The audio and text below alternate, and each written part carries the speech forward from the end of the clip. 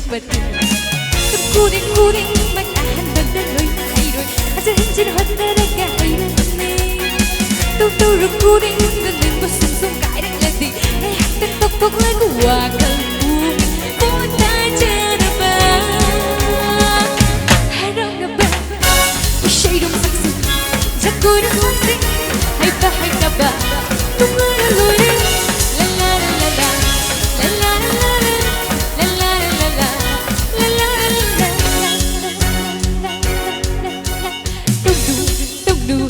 Đâu ai nhất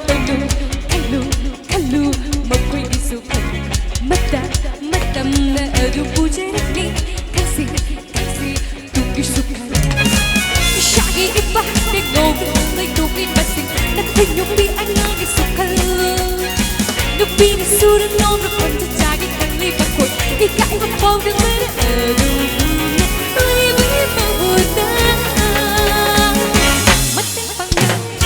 i-shade Zako'y nakusik ay bahay ka ba?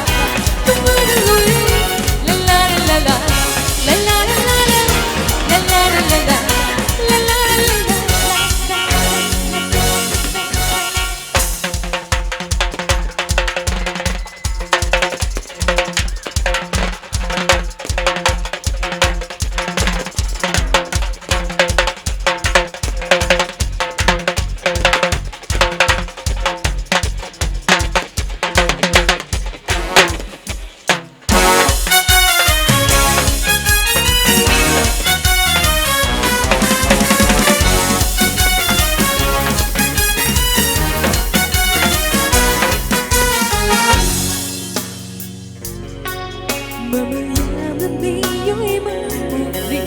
Lên nằm mang hạnh cùng xếp qua